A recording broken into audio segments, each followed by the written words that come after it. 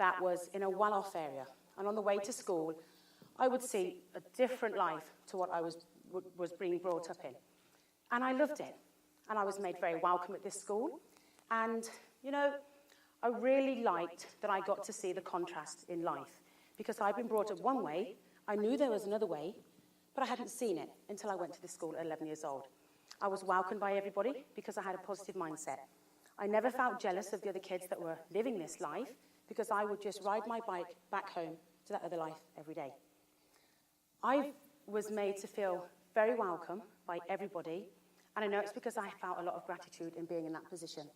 So what it did, it really gave me a really big picture thinking.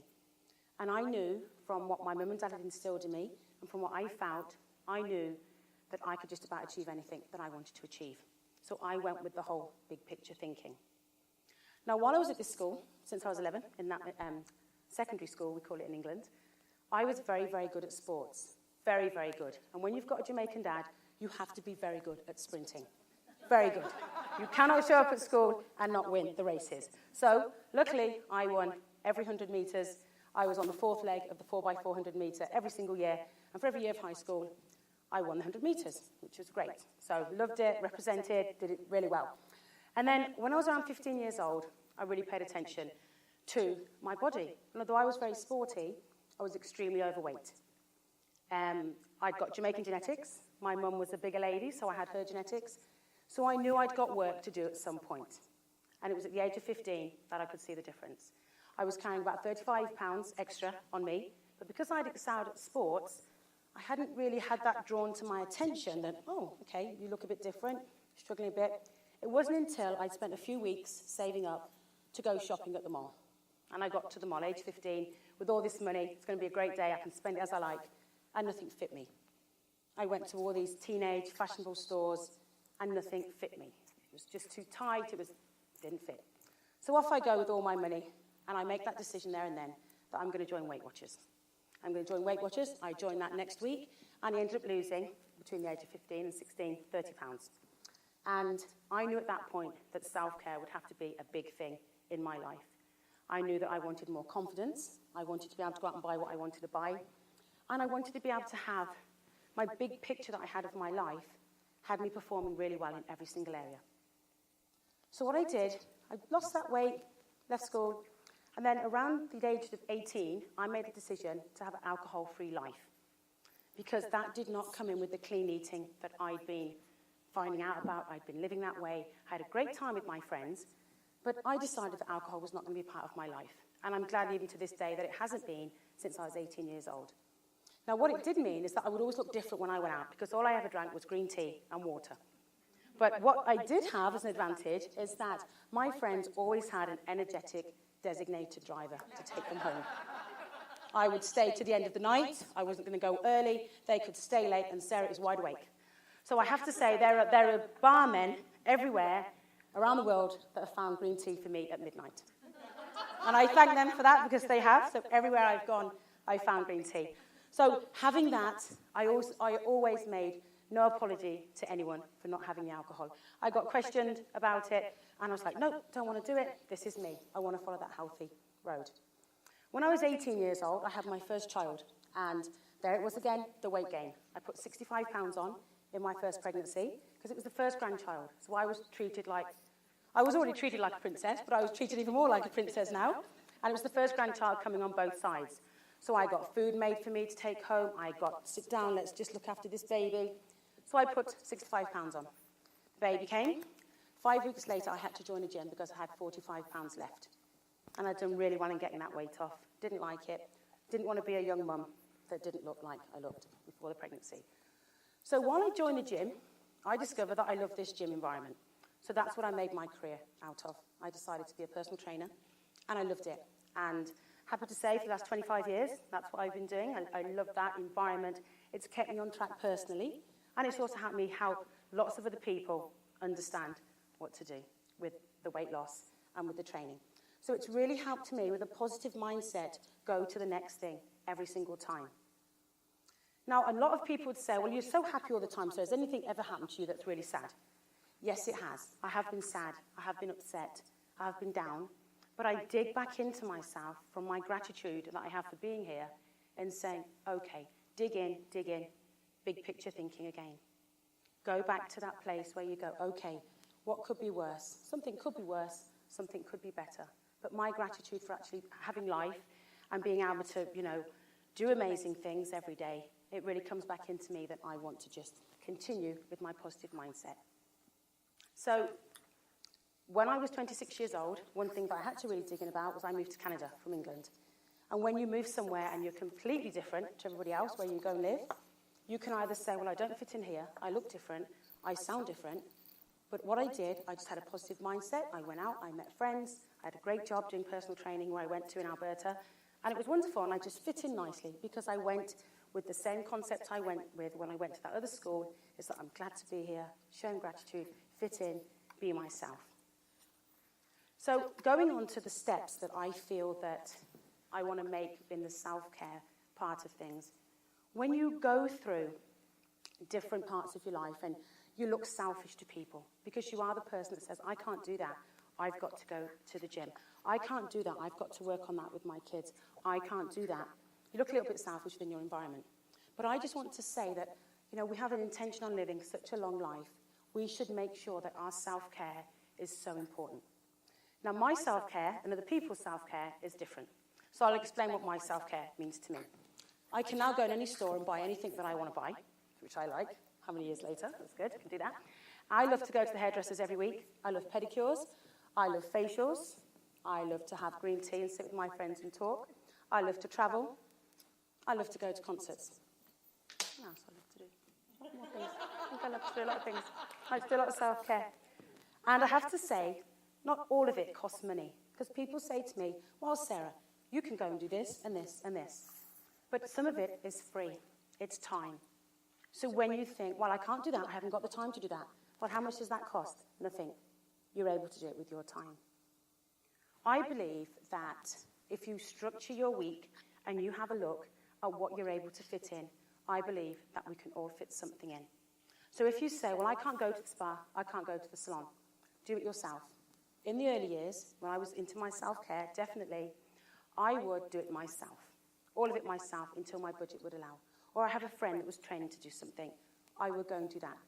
I love to go to concerts. If I couldn't afford a concert, there's always a free festival somewhere. So if you want to be in that music environment and you want to be out, go to the free festival.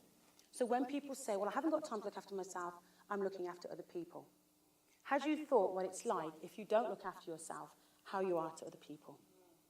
You're not really good company. That includes the people you live with, the friends that you go and meet green tea with, like everything. It is, because I'm all about the green tea and Steve Genity. So having the self-care and bringing everything in for yourself is not selfish. It's just self-care. I believe that it's a big necessity. I really do.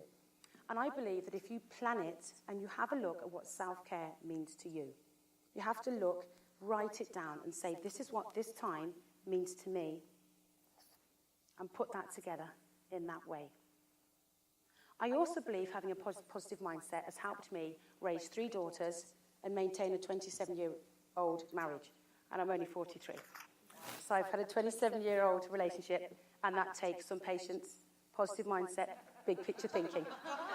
You know it does. And I have 3 daughters of big age gaps that I've had over the last 25. I have a 25-year-old, 14, and 9. So you need big picture planning. So what I think about is you need to write things down. What are you doing in 3 months, 6 months, 9 months, 12 months? And when I think about 12 months, I go 52 weeks. Because when you say 52 weeks, it becomes possible. Because you go, that is so long. Oh, what could I do in 52 weeks from today? So when I speak to people from a coaching aspect, I say, okay, week 1, week 2, week 47. If I say month 1, at the end of month 1, not always, much didn't really get done in month 1. But week 4, God, did we get a lot done in week 4? So sometimes, again, back to the mindset, is how you put things together and how you think everything can be. Now, if you know me well, which some of you out here do, you know I'm on the 100-year plan. You know, I talk about that a lot on my social media, and I hashtag everything 100-year plan. I have a big desire to live till I'm 100 years, because I don't want to miss a thing. I just feel there's so much that I want to see from now to 100 years that I don't want to miss it. So my big picture planning goes into family, it goes into money, it goes definitely into my self-care, it goes into my mental health. And I choose not to have the small stuff. When you say don't sweat the small stuff, I don't.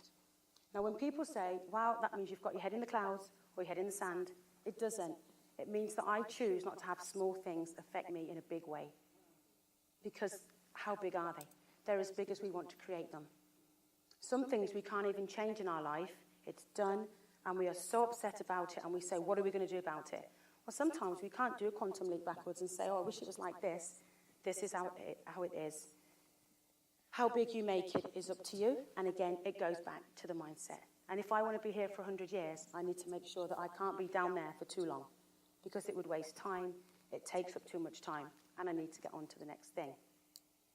I also really love to volunteer in the community, because I really think that it's something that I do. I like to teach my children that there's more you can do that doesn't earn money. Because I brought them up in a great environment, I need to see. So some of my self-care time is when I get great reactions back from something that I've done from a volunteer point. So I really love to do that. So good feelings is something that I think really helps us as people. It's not even as women, it's everyone. I do want to attract women mainly, but at the same time, I think it's men as well. I've spoken to a lot of men. They get sort of forgotten about a little bit because we were saying about girl power and tribes and everything. And people say, oh, them women, they've just got it down at last. But I think it's everyone needs some self-care. I guess we just forget that side, of the partner side and things like that. Another thing that I like to think about is giving self-care enough time.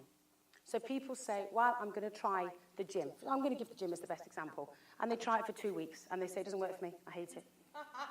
And I say, okay, did you try and go for a walk? Oh, I don't really like walking. Do you want to run? Because you don't like walking. I'm guessing you don't probably like to run.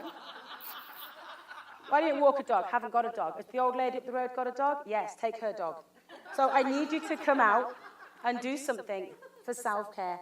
So try it for long enough. People are trying things so quickly and saying, that didn't work for me.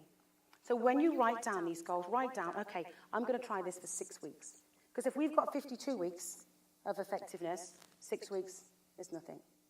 Now, one thing I always say, is I have a real glasses half full attitude. And I know it's a saying that has been around for so many years that it's become a bit of a tradition to say it. But I always think that we're lucky to have a glass. Because I think when you say, is it full or empty? And I say, well, it's full or empty. It's up to you if it's full or empty. But I think you're actually lucky to have the glass. So that's a big deal when I think about big picture planning. I think that we're able to look at our big picture. And I know we think, well, is that going to fit in there for us? Well, that I don't like doing that. Or I do like doing that. We're not executing patients at all in anywhere that we want to go. We think that we should already be doing everything just in a year. I'm giving the 52 weeks as an example, but we're saying, are we saying where we want to be in 5 years, or 10 years, or 20 years? Because if we have an intention to live a long life, we think it's so big. So when I talk about doing things with my great-grandchildren, they're not here yet, I think, well, it doesn't matter because I'm going to be here with them. It's okay because I'll be 80. Well, how am I going to miss that? And that's another reason that I want to go to 100 years old. A lot of people try and put me off that and say, well, how is it going to be? And I say, well, I intend not to drink alcohol throughout my life. I intend to exercise. I don't let things get me stressed out. I put myself in an environment of only positive energy. If I find that something is negative for me, then it's I've gone quite quickly, politely, away. So I feel like I bring positive energy to the room, and I hope that I attract that back from people. If I do get negativity around me, and I do get negative people, I feel like it's up to me to bring that out of them. And luckily, I'm able to do that a lot, without even trying sometimes. So it's good I'm able to turn that around. One thing that I really think about is just that whole gratitude. I know I talked about it at the beginning, but we all know someone that's been taken early. We do, and we go, can you believe that happened? And we can't believe that happened. And I think the fact that we're still standing here today is an absolute miracle. And when we complain and say, oh, I can't believe this happened today, well, thank goodness you're here to see that it happened today. So how are you going to deal with it? Now, one friend said to me a few years ago, actually, and I've kept this in my mind. I said to her one day, and I knew she'd had a bad day the day before, how are you doing today? She said, oh, I'm 6 foot above ground, and that's a good place to be. And isn't that the right thing that she said to me?